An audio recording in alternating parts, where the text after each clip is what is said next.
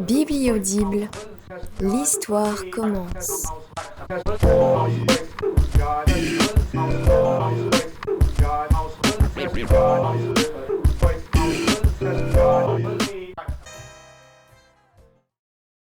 Ce qu'elle a dévoré en premier, personne ne le sait. Des micro-organismes probablement, des amibes ou des bactéries, avant de s'attaquer à des parasites tels que les acariens, les poux, les puces, puis des moustiques, puis des mouches et des araignées, puis des cafards. À moins qu'elle n'ait commencé par se nourrir de plancton, car elle pourrait avoir une origine aquatique selon ceux qui la prennent pour Godzilla. Au conditionnel, évidemment, car tout ça ne reste que des suppositions. Personne n'a pu rapporter de preuves tangibles concernant le plancton. Et si des moustiques et des cafards ont disparu dans un quartier de Paris ou ailleurs, personne ne s'en est plaint et personne ne l'a signalé. Elle ne s'est pourtant pas contentée d'insectes. Son régime alimentaire se serait rapidement diversifié. Au fur et à mesure de sa croissance, suivant un comportement propre au règne animal, même si rien ne permet de savoir à quelle espèce elle appartient.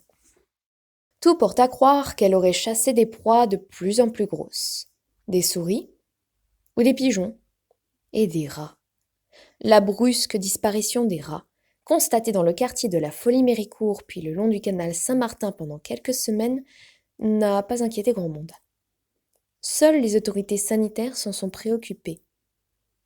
Un rapport daté du 1er août signale: les rats ont déserté les rives du canal Saint-Martin, certainement pour migrer dans les quartiers adjacents. Les analyses de l'air, de l'eau, de la faune et de la flore dans les rues, dans les égouts, ne révèlent pas de facteurs expliquant cette migration. Aucune ligne de ce rapport n'émet l'hypothèse d'un éventuel prédateur. Rien ne permettait peut-être de l'envisager. Les rongeurs sont d'ailleurs peu à peu revenus vers le canal, sans aucun changement notable, ont précisé de nouvelles analyses, et sans inquiéter personne. On ne pouvait pas encore imaginer. C'était impossible. Même dans nos plus épouvantables fantasmagories, c'était trop tôt. Même si tout laissait déjà craindre le pire, de la pollution au réchauffement climatique en passant par les centrales nucléaires, les catastrophes étaient envisageables. Mais pas ça. On ne pouvait pas soupçonner son existence avant de voir le sang couler. Vorace, de Guillaume Guéraud.